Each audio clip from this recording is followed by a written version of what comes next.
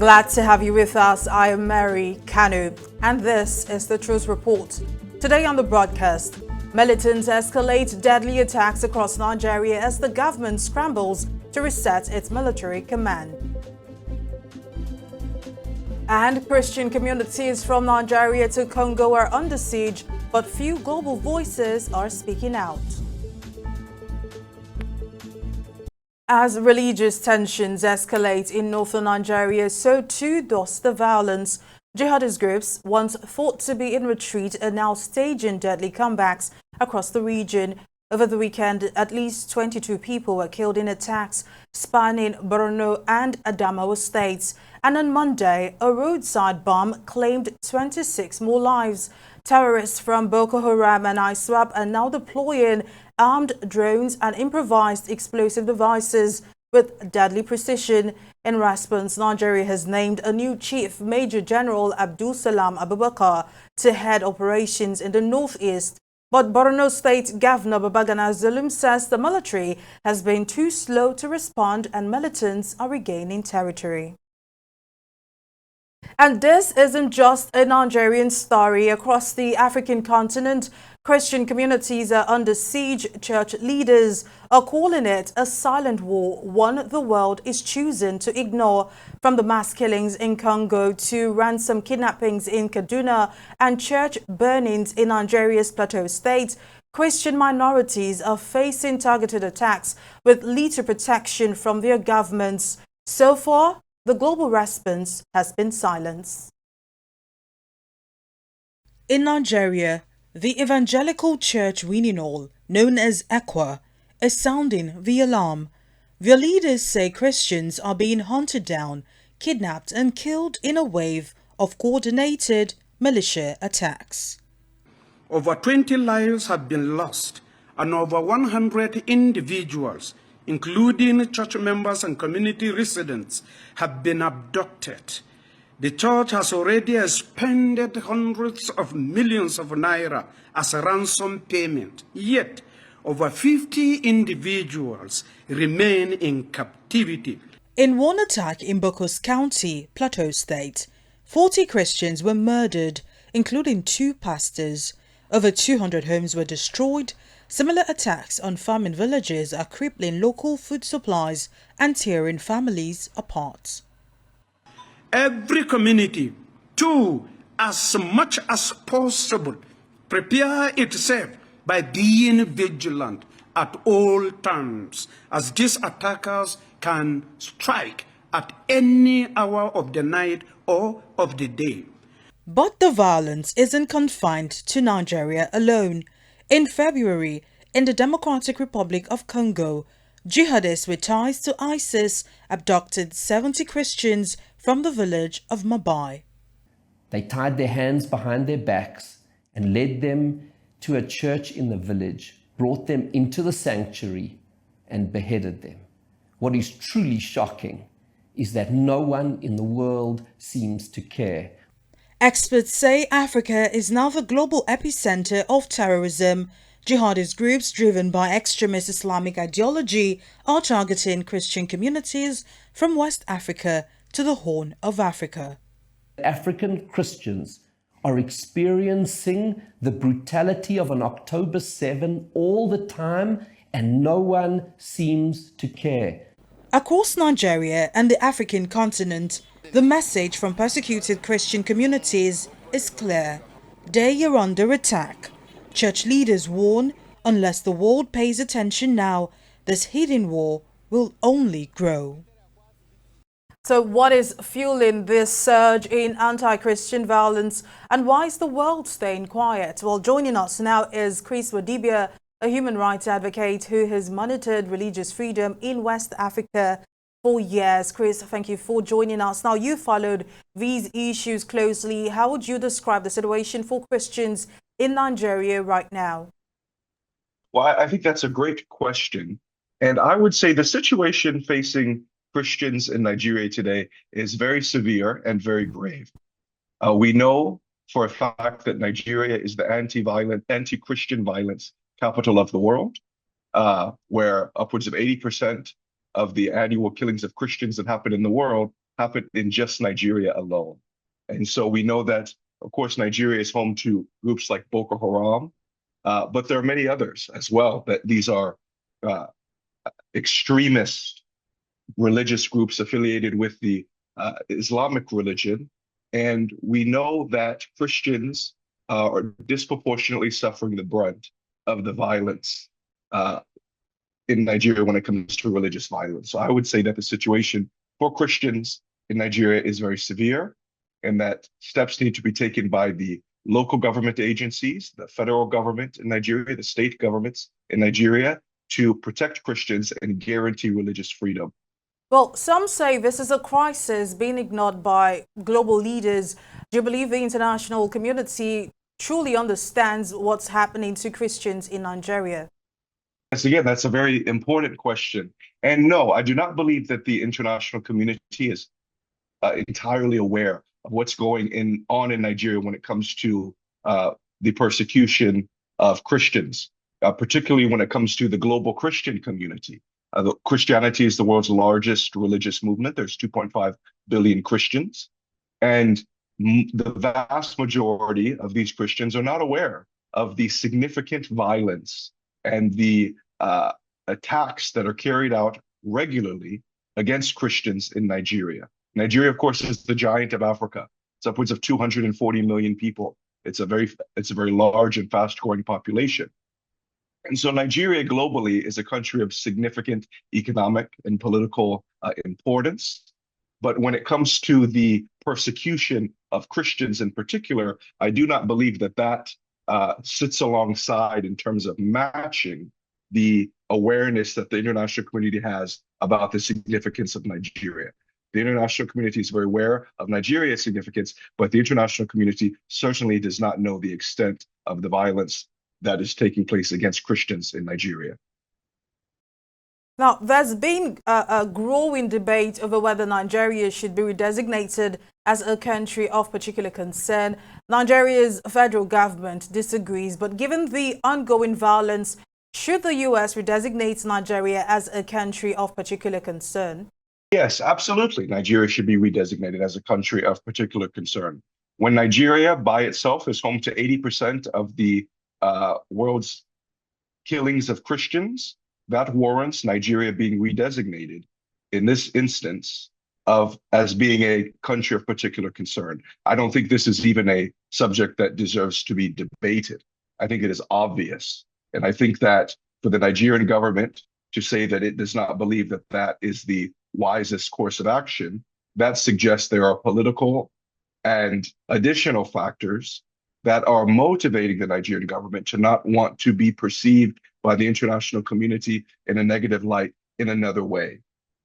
Because as we know, Nigeria has, as I mentioned before, one of the world's largest populations of individuals living in extreme poverty, one of the world's largest populations of unhoused people. And so redesignating Nigeria as a country of particular concern would be a designation that blemishes the reputation of Nigeria. Of course, let's at the same time remind listeners that Nigeria is a country that has produced and continues to produce some of the world's greatest leaders, from the current director of the World Trade Organization to the former president of the International Criminal Court, I believe the sitting president of the African Development Bank, a number of influential religious leaders globally, the Chinua Achebes of the world, the Chimamanda Ngozi Adichie's of the world. The current leader of the UK Conservative Party is of Kemi Badenoch, is of Nigerian ancestry. A number of senior officials in the United Nations are Nigerian. Nigeria is a country that has and continues to produce so many great leaders in this world. It is a shame that Nigeria allows the blemish of anti-Christian violence to soil its reputation. But I do believe that redesignating Nigeria immediately as a country of particular concern when it comes to anti-Christian violence is the only way to go. And if I had my way, this would be done within this very hour. All right, Chris Wadibia, human rights advocate, thank you for your insight. While still ahead, a political storm erupts in Benue State as Catholic leaders clash over aid to displaced Christians. And later, how basketball stars from Africa are changing the global game. Stay with us.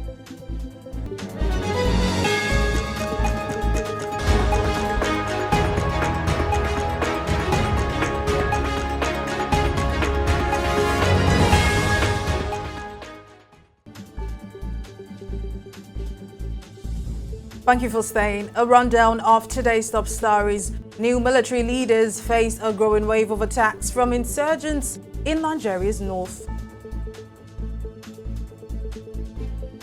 And faith leaders across Africa warn of a continent-wide crisis facing Christian communities. Well, for the full reports and more updates, follow us on YouTube at Truth Nigeria TV and online at truthnigeria.com.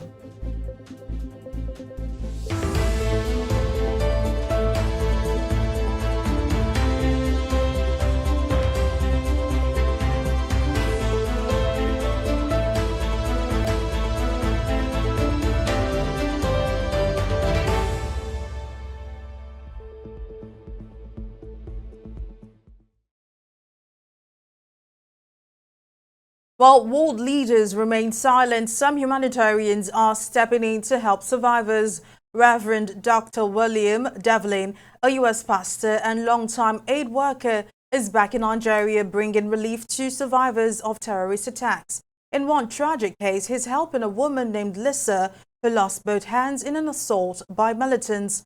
Devlin says he's offering more than short-term aid. He's also working abroad to raise awareness about the ongoing crisis. We began our journey in October of 2020, and we continue to this day. This is April of 2025, and our mission here is to practically help the persecuted church. And our first stop with one of our colleagues who was an eyewitness to the attacks on Palm Sunday by the Fulani jihadists, our first stop was the local hospital. And there we met a young woman by the name of Alyssa. And we sat down and we said, we're here to help. And her story is absolutely, it's incredible, it's incredulous. Here's a young mother, when the Fulanis came in, they came into her home, and 3-year-old, 5-year-old, and 8-year-old. And they came in, and her husband was one of the 54 that was massacred that day, macheted to death. Not only her husband, but her in-laws, her mother-in-law, her father-in-law, her brother-in-law, and then they came to the children. And while she was holding the 3-year-old, they cut off the jihadists, the Fulanis, cut off the ears of this 3-year-old toddler in the mother's arms, slit the throat. They slit the throat of the 5-year-old, and they slit the intestines of the 8-year-old. So we're bringing awareness not only within Nigeria, because we know that the southern Nigeria churches are not really aware of what's going on, but we're also bringing awareness to the West, to Europe, to the countries in the West, to the United States. And so one of the specific items that we're dealing with is to return the CPC, Country of Particular Concern designation, to Nigeria, and that is actually modulated by the U.S. State Department. And so I submitted written testimony in March of 2025 to Congressman Chris Smith.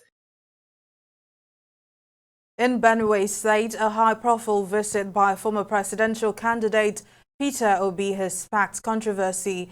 Obi was denied access to camps housing displaced Christians. The governor himself, a Catholic priest turned politician, accused Obi of bypassing protocol. But for the tens of thousands displaced, protocol isn't the problem. Hunger and safety are. Truth Nigeria TV's Ekani Olikita reports from Makurdi.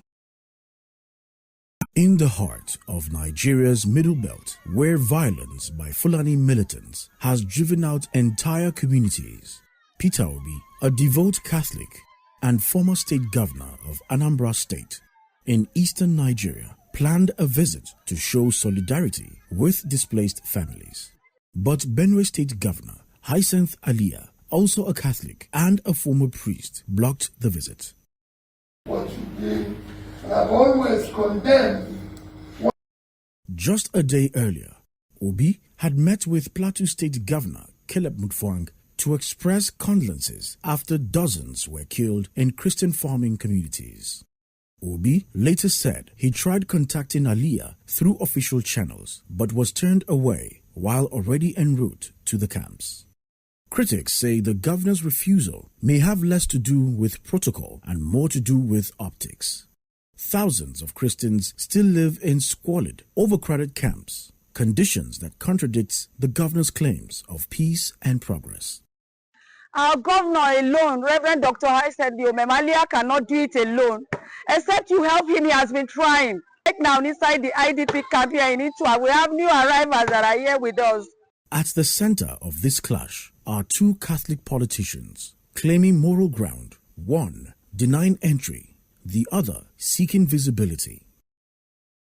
But for the displaced persons, the real concern is not a public spat. It is hunger, homelessness, and abandonment. We invited plenty of organizations to come and help us. Some are helping us training, some are giving us food, and him too giving us food to eat. So Ali has tried his best, and he's still preaching peace. He said he's one peace. From the ruins of their villages, many displaced Christians are watching this debate from the fringes of survival. Governor Aliyah says Obi broke protocol. Obi says he tried. But for those living in makeshift tents, the real question is, who will show up with more than just words? Well, still in Benue, the chairman of Agatu County says peace has returned to 14 communities once occupied by Fulani militants, not through violence but through negotiation. Melvin Ejer told Truth Nigeria TV that local headers were made to pay compensation for damages and are now complying with peace agreements. He denies claims that he invited the militants in. I met these communities under siege with a lot of marauders armed there, living there. And I just felt, okay, what do? We can't continue fighting this fight because the resources is not there. First and foremost, resources is not there. Secondly, there are no boots on the ground. The boots we have are very minimal. The soldiers have other assignments. The police have other assignments. Agatu is not the only local government they have in Nigeria. So they have an assignment. So they cannot give us the entire soldiers, the entire police. So what it means is that we have to adopt an alternative dispute resolution. When I asked questions, I was told that there are issues between the headers and other people. Any attempt to confront them may be disastrous. Because the wound in us was too fragile. We have lost so many people. So I took that into consideration and said, no, we are still going to adopt that idea. So we started managing the situation, managing it. We're making, every day we are reviewing the situation. On a daily basis, we are reviewing. If we have one issue here today, we'll review until we're where we are today. And I want to assure you, with what we are doing, there will be no crisis in Agatu by the grace of God. Well, from a war-torn region to a global spotlight, Africa's talent is breaking boundaries in sports. 7 African players were selected in this year's WNBA draft, marking a major moment for African women in sports. Among them, Kiki Iriafen, picked 4th by the Washington Mystics, turned heads in a traditional Nigerian gown. Russian-Nigerian Anastasia Olaire-Kosu brings elite experience to the Minnesota Lynx, and Canada-based Nigerian Yvonne Uju Ejim is headed to the Indiana Fever after dominating college basketball. This year's WNBA draft was watched by over 1.25 million people, proof that the world is watching and Africa is rising. Well, that's all for now on The Truth Report. For full stories and exclusive updates, follow us on YouTube at Truth Nigeria TV and visit our website, truthnigeria.com. I am Mary Kanu. Thank you for watching, and we'll see you next time.